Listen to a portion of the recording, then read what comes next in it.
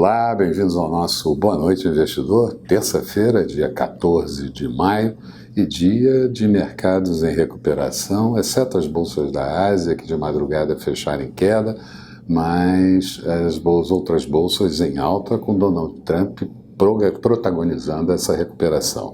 Os investidores inverteram a mão, foram às compras, aproveitando a queda dos últimos dias dos mercados e, ainda assim, de forma bastante comedida, acreditando piamente nas declarações do presidente Trump. Trump disse logo cedo que acredita em negociações bem-sucedidas na área comercial com a China, confirmou que continua havendo diálogo entre os negociadores chineses e americanos e que vai encontrar Xi Jinping por ocasião da reunião do G20. Isso provocou bolsas em alta, dólar um pouco mais fraco ao longo de todo o dia, commodities em alta na Bolsa de Chicago, principalmente as agrícolas, e juros em recuperação, juros em alta, principalmente nos treasuries americanos.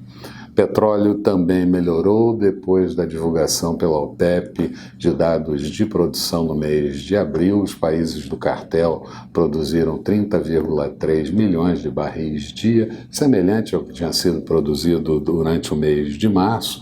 E também houve um ataque com drone a um dos principais oleodutos da Arábia Saudita, e isso puxou as cotações do petróleo, como nós vamos ver.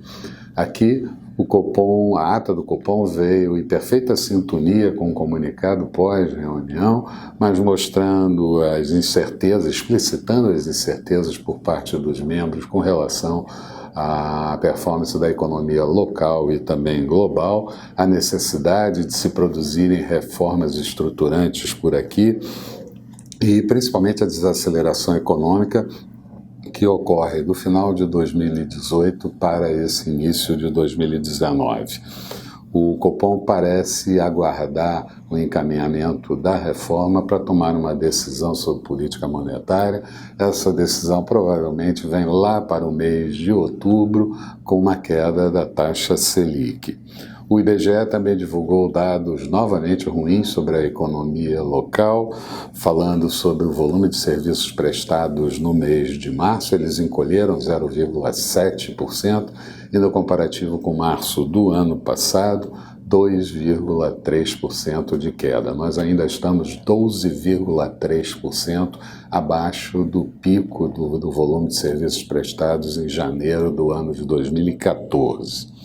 Já o ministro Paulo Guedes esteve na comissão mista do orçamento, repetiu que a Previdência virou o buraco negro fiscal que ameaça engolir o Brasil e o governo está à beira de violar aquela regra de ouro, que é de não poder se endividar para cumprir gastos de custeio. Rodrigo Maia, em seminário em Nova York, disse que o Brasil perdeu a capacidade de investir e que isso só deve voltar após a aprovação da reforma da Previdência. O presidente Temer, também com o julgamento na sexta turma do STJ, foi libertado por unanimidade, 4-0. Resumo do dia. A Bovespa fechou em alta de 0,40%, chegou a andar um pouco acima disso, índice 92.092 pontos.